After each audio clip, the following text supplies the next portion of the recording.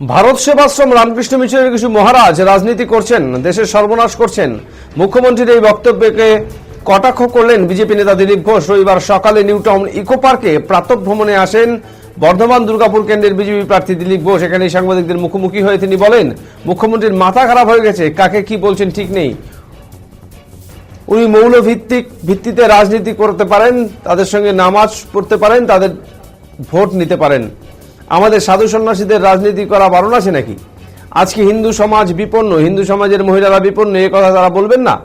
সন্ন্যাসীরা সর্বস্ব ছেড়েছেন ধর্ম রক্ষার জন্য, তা তো বলতেই পারেন। এই ধরনের যে সংস্থাগুলির নাম উনি বলেছেন, এরা রাজনীতি করেন না, এরা মানুষের মধ্যে আধ্যাত্মিকতা জাগান আর সমাজসেবার কাজ করেন। এই যে ধার্মিক সংগঠনে বদনাম করছেন উনি, এই পাপ ওনাকে ডোবাবে।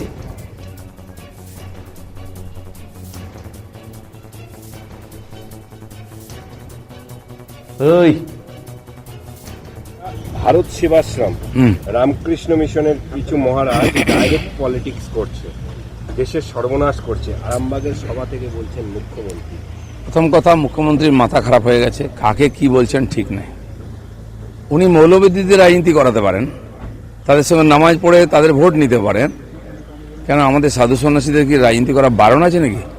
আজকে হিন্দু সমাজ বিপন্ন, হিন্দু সমাজের মহিলারা বিপন্ন, সে কথা তারা বলবেন না? সন্ন্যাসীরা সর্বস্ব ছেড়ে এসছেন ধর্ম রক্ষার জন্য, তারা তো বলতেই পারেন।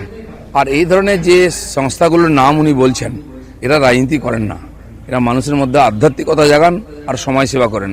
উনি তো দেখেছেন, আইলা থেকে আরম্ভ করে আমফান থেকে ভূমিকম্পে এই সাধু সন্ন্যাসীরা আগে গিয়ে লোকের সেবা করেছিলেন শেষ দিন পর্যন্ত।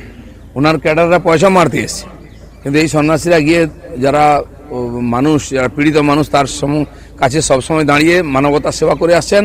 ভারতবর্ষে এটা যুগ যুগ ধরে হয়ে আসছে। এই গৃহ বসন আর এই যে ধার্মিক সংগঠন, এদের যে বদনাম করছেন উনি, এই পাপ ওনাকে ডুবাবে।